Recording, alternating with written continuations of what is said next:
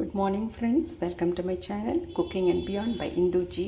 இன்றைக்கி நான் என்ன பண்ணுறேன்னா கோஸ் ஃப்ரை பண்ணுறேன்.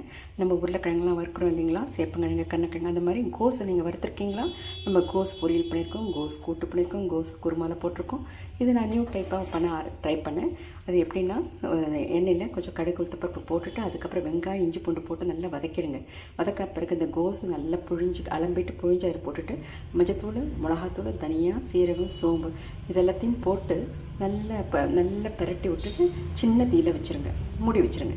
அதுக்கப்புறம் தானாகவே கோஸ் தண்ணி விடும். அந்த தண்ணியிலேயே அதை வெந்துடும். இந்த மசாலாவும் வெந்துடும், இதுவும் வெந்துடும். அதுக்கப்புறமா எல்லாம் தண்ணி சுண்ட பிறகு கொஞ்சம் உப்பு போட்டு நல்லா கலரி சின்ன தீயில் ஒரு 2 நிமிஷம் வச்சு நல்லா பிரட்டி எடுத்துட்டிங்கன்னா கோஸ் மசாலா, உருளைக்கிழங்கு வைக்கிற மாதிரி கோஸ் வறுவல்.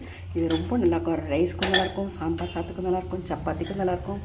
பாருங்கள், கோஸ் வறுவல் எப்படி இருக்குது, ட்ரை பண்ணி பாருங்கள். தேங்க்யூ.